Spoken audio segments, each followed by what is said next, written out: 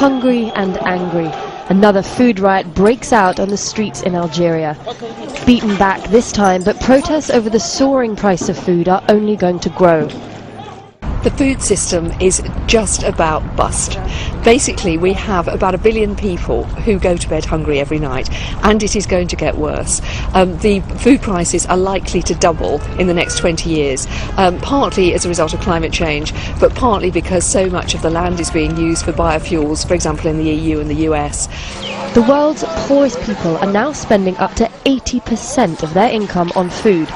That means in India, despite its booming economy, people are paying the equivalent of $10 for a kilo of rice.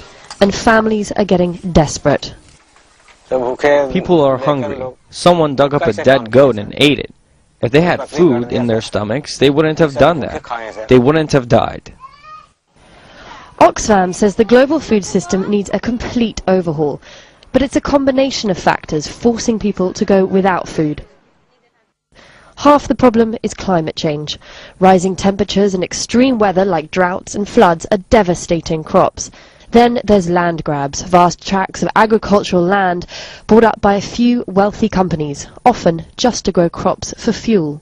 And the failure of intensive farming. Crop yields are flatlining, and charities say small-scale agriculture needs to be revived. In 40 years, there'll be roughly 9 billion mouths to feed. But unless governments invest in agriculture, build up food reserves and create a climate fund, there just won't be enough food to go round. Charlie Angela, Al Jazeera. Brought to you by Patriots Helping Patriots. .com. Some folks say you should have 2 types of investments these days, the kind you can eat and the kind you can shoot out of a rifle.